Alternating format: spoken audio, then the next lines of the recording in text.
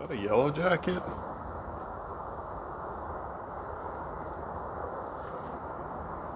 I don't know if it got, I don't know if it got stuck in the stain and then just froze to death. I'm not sure. That's weird.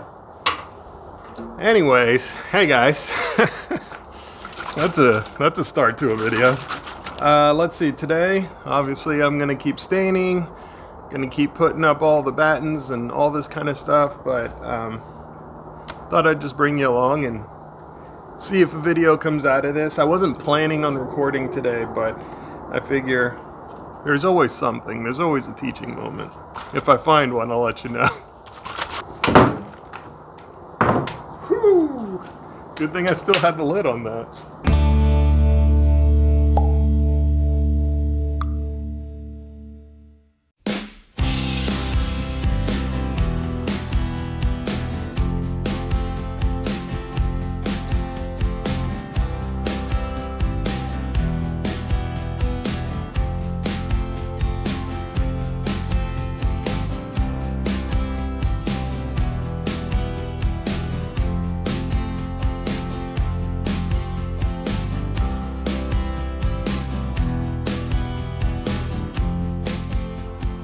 I tell you, one of the difficult parts with lumber, when you're purchasing lumber, especially when you buy it fresh from the store and you're trying to stain it immediately, that's generally not a good idea. But sometimes, for example, the first two boards I stained, those boards felt like they almost had a wax coating. They just really don't want to take the stain, so I'm having to let those sit out in the sun. Hopefully they'll start to absorb the stain that's just kind of puddling on top. But then when I came to this board, you can see these light streaks. Those streaks are basically the parts of the wood that have already absorbed and dissipated that stain. And honestly, if I put more stain on here, it would probably soak that up too. Sometimes you just end up getting boards that are insatiable. I'm measuring out the placement of my screws only so that everything continues to look as symmetrical as possible. There's just something about looking at a building and seeing the screws just haphazardly shot into it like there was no thought put into it, which oftentimes there is no thought put into it when you just see random screws everywhere.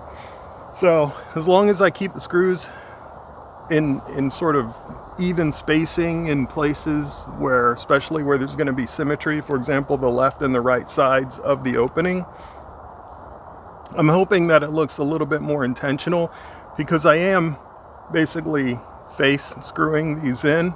For better or for worse, I'm doing it because I want the screws to be more easily accessible if I ever need to make any repairs.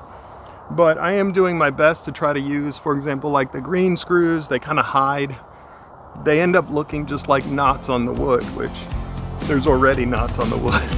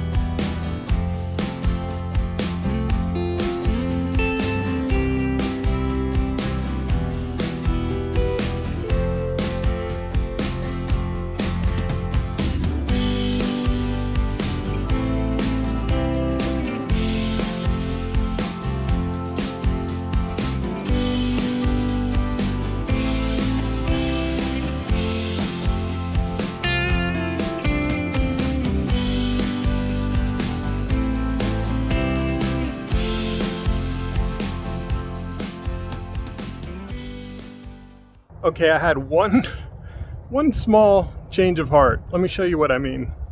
I took the trim back down because where it was resting, I didn't like how it kind of finished over top of this little drip edge that's here, that Z flashing. So I'm gonna change things up just a little bit.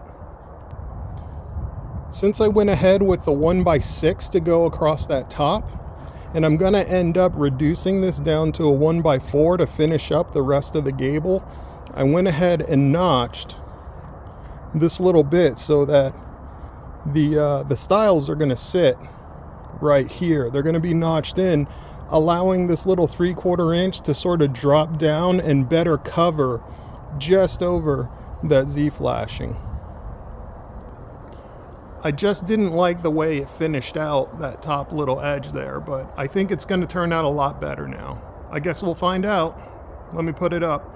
Okay, much better. I know it's hard to tell, but hopefully you can at least see that the flashing is still going to be visible on this side because I'm going to be laying the 1x4s on top of that.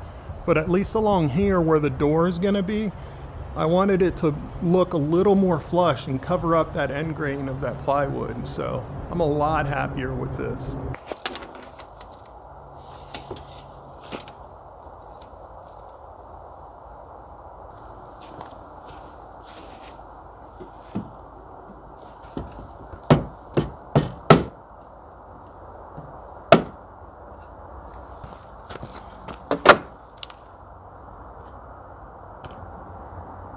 Perfect.